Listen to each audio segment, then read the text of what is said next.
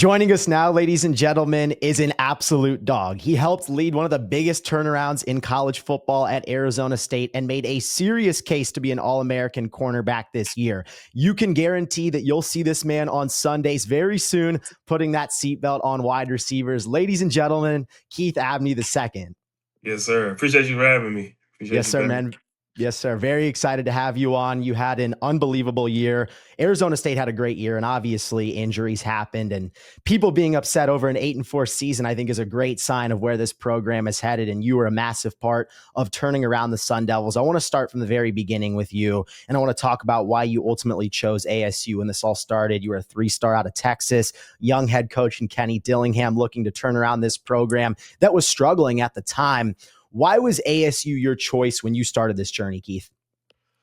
It's crazy. So I'll say, in high school, I feel like I was actually a little under recruited. I feel like it was some offers I should have had that I didn't have. So I'll say, I was committed to Utah State for a majority of my senior year. And when actually a week before I got the offer from ASU when Coach Dillingham and Carrington and the new staff came in here, I actually took my official visit to Utah State like a week before. And it was just, I don't, like when I was there, I was talking to my mom and just praying. I just didn't think it was like a good fit for real. And so like that whole week, kind of like I was praying, just praying to God, like, give me a chance, like to, just something like a door to open. And, next thing you know, Coach Carrington was calling me saying that he got the job and that he wants me to come take a visit. So I feel like that was kind of my sign. So I kind of knew before even the visit, I kind of knew I was going to come here. But when I took the visit, man, the culture here, just coach the message that Coach Dillingham was giving me, Coach Carrington, it was everything that the position I am in now was what they were preaching to me when I took my visit here. So it was just, man, just trusting them, being able to trust them, and they're all the stuff that they have accomplished, and just believing in them, believing in me. I was just, I feel like it was just a perfect fit for me to come here. So it's safe to say that God led you in the right direction, and obviously came to ASU. You've turned into one of the best cornerbacks in the country. I'm curious, you spoke about your faith a little bit there. How do you think faith has played such a major role in what you do on Saturdays, but also at the same time, not making it your identity? Football is what I'm trying to say here. How do you make football not your identity while also prioritizing who you are in your faith with Jesus?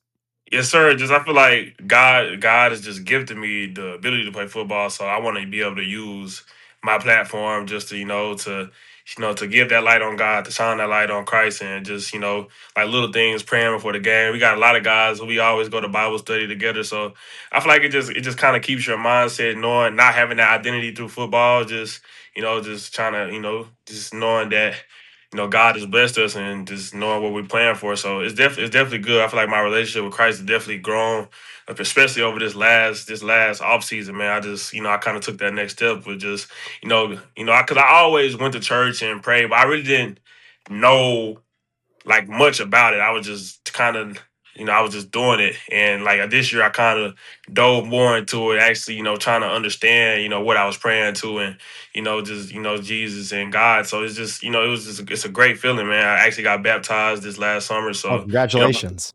yes, sir. Appreciate you. My faith is everything to me, man. It's just, and on the field, it kind of like the identity thing is kind of like on the field, you could, have a lot of fear and you get to overthinking. And it's crazy.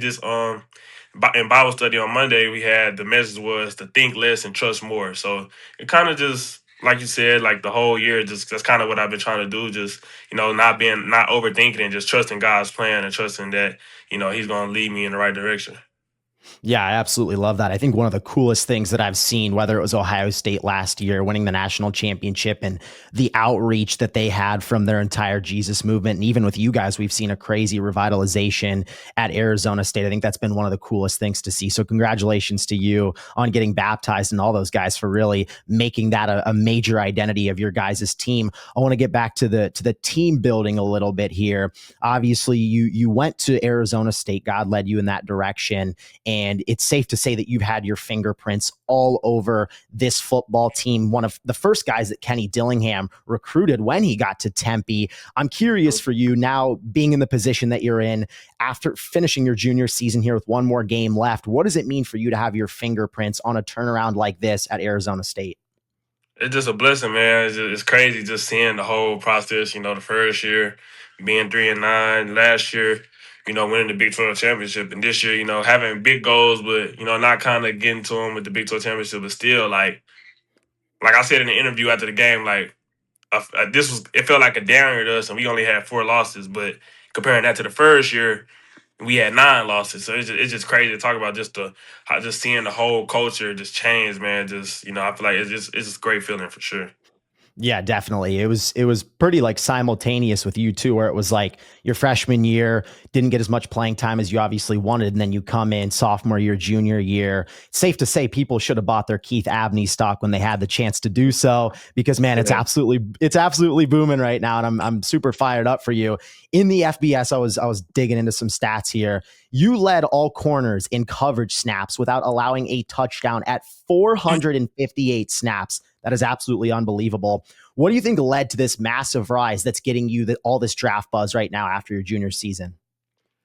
I'll say like last year, like going into my sophomore year, I'll say like my goals were I wanted all the accolades at the end of the season. I was like, okay, I want to be all conference guy, I want to be all American, stuff like that. But I feel like this year those were my goals, but I wasn't really focused on that. I just wanted to just come here, put in the work in. I got on my mirror.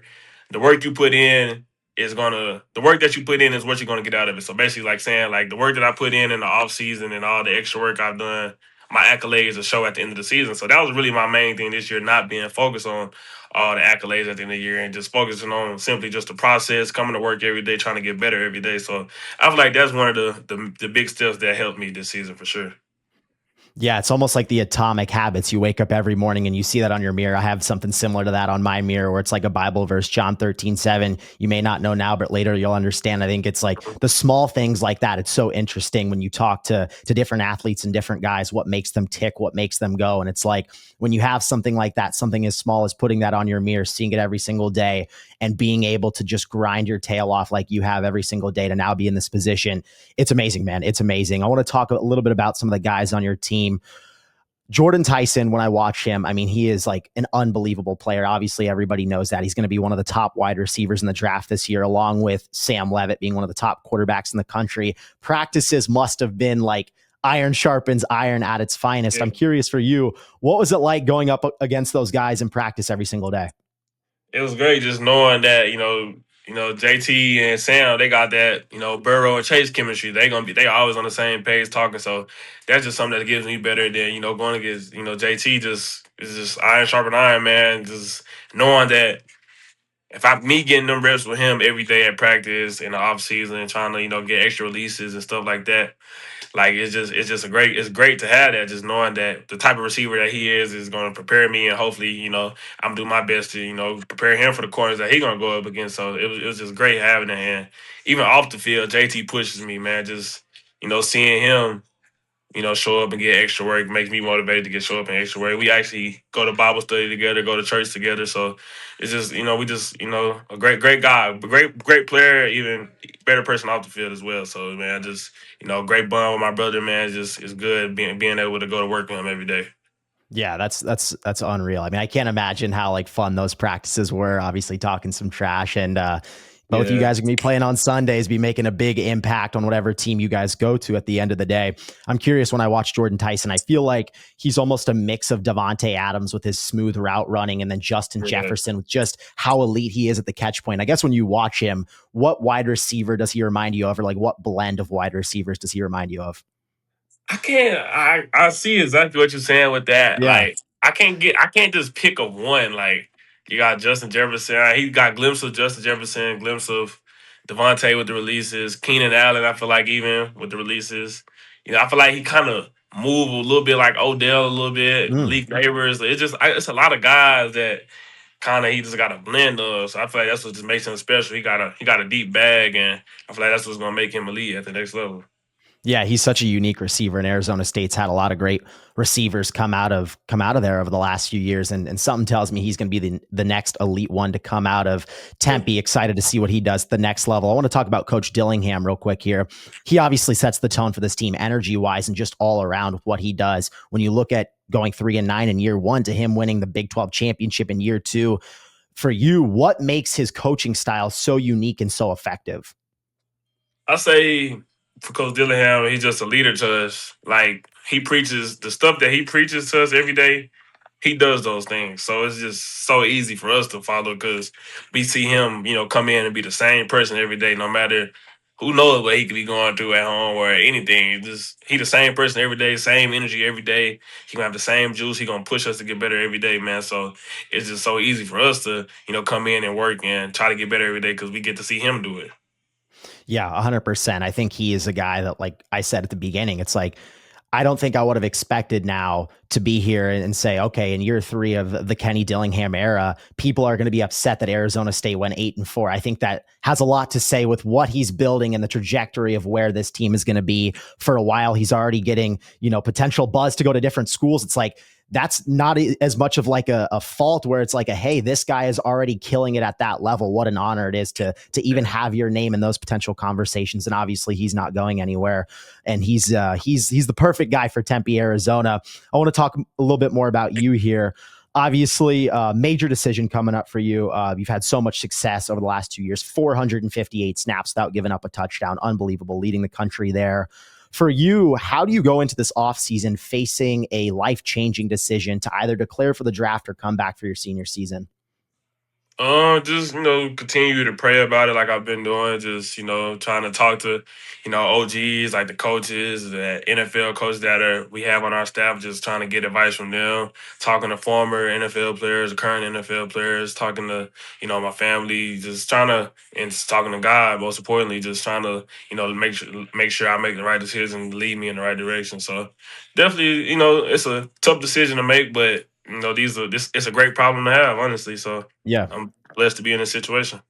Yeah, 100%. Like you said, it's a great problem to have. God's going to lead you in the right direction. I cannot wait to see what you end up doing next season, whether it's coming back for another year or get into that dream, get into the NFL. We all know that's where you're going to be very, very shortly. Okay, I've got one final question for you here. This one's kind of a funnier one.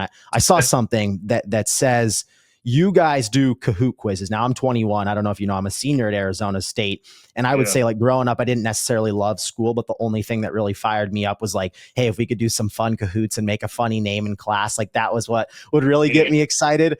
I'm curious, can you give us the backstory on how that started and how it's really helped the DB room so much?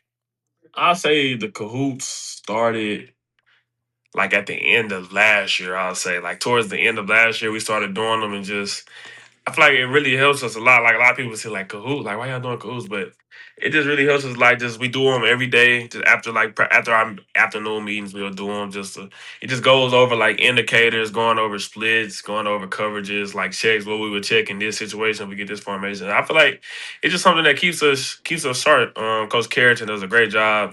Just putting those together for us, and I feel like it definitely keeps us sharp and it definitely helps us. It's funny. It's a funny way how it started, but it's been helping us really.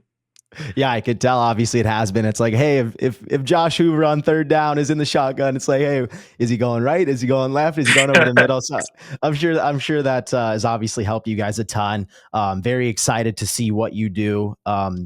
Congratulations on all your success, dude. You're absolutely crushing it right now. Cannot wait to see what you do. This offseason got one more game with ASU. It's going to be very, very fun to watch your career. And we're very excited to be able to watch you here, Keith. Very excited and very thankful that you joined us here today. Yes, sir. I appreciate you having me, man. Appreciate you.